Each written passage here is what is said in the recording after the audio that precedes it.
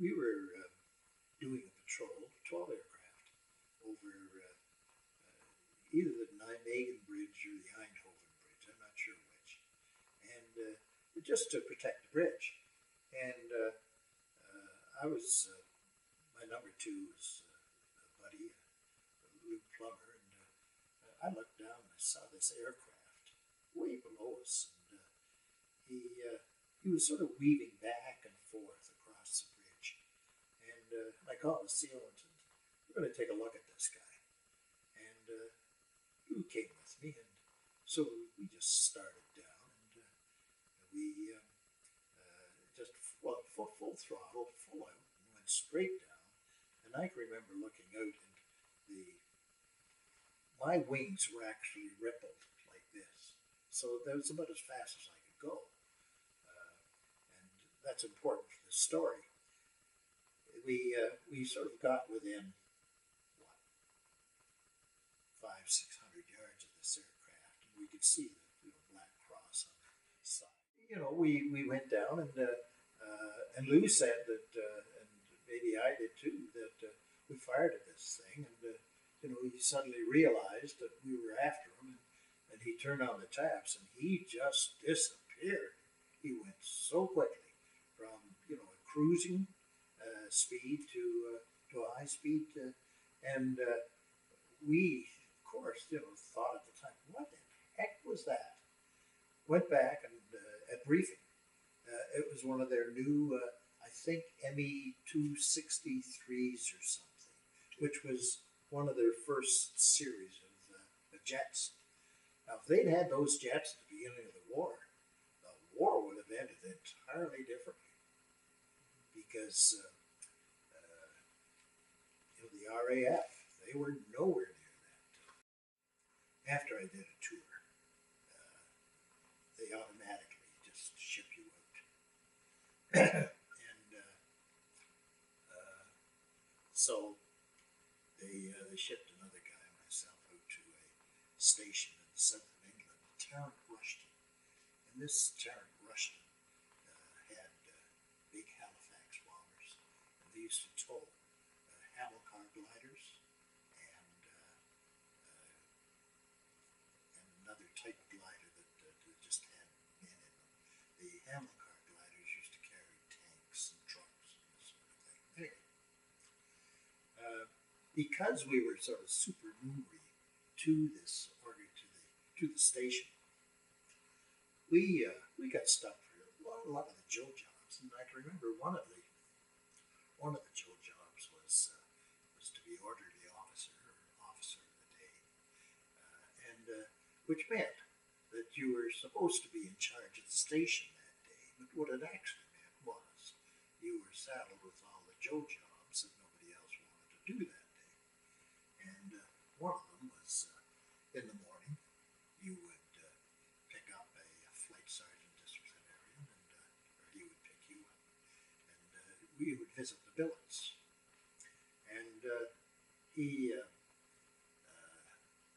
flight sergeant would sort of throw open the billet door, and then at the top of his voice he would, shout, "Wakey, wakey." I'm not going to finish that one. And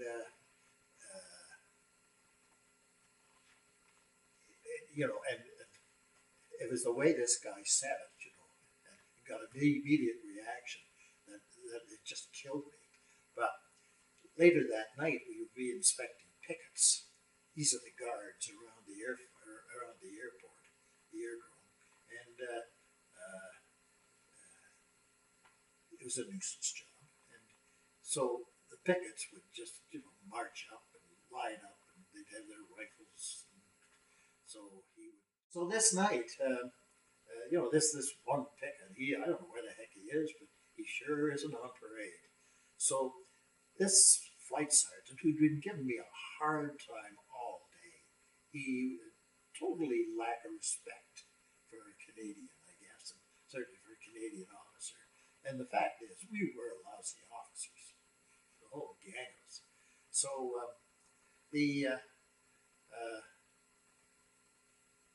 the pickets lined up, and we're waiting, and I decided we should wait at least for the And eventually he showed up, and he was running it out of puff, all the rest of them.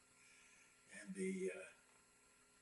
the flight sergeant said, "Sir, the pickets are here, all accounted for. What do you want me to do with the late picket?" And I was so fed up with this flight sergeant at this point. I looked at him and I said, "Shoot him," and turned around and walked off. And I thought to myself, I think that's a gotcha. Oh God, he did not like Canadians. I had completed a tour, and I had completed what they call a non-ops tour at Tarrant Rushton. They sent me up to a place near Liverpool, which was a de-manning depot where you get ready to sail home. And we were just waiting for a ship to come in.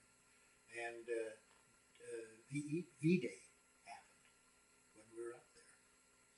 And so we went down to London and saw the sights and then came back.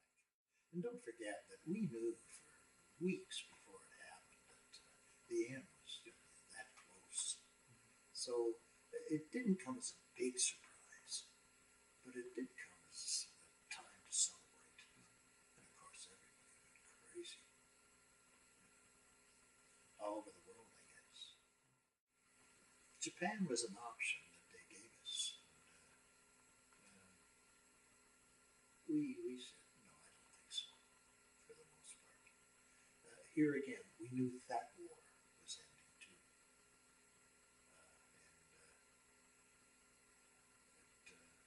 And let's face it, we've had enough, of this very strange life. And now we were starting to get worried about what does our new life mean? What are we going to do? What are we going to do? And because none of us were that well prepared that we'd made plans for the life after the war. It just didn't happen. So, but when we got home, then we started to think about what we were going to do. People who died were more than just numbers. The 60 million, they're numbers to kids, and but these, of those 60 million, they were people that you lived with, people you knew, people that you loved, people that you needed. And they all had brothers and sisters and mothers and fathers and uncles and aunts and the whole bit. But nobody sort of thinks of them as living, breathing, entities.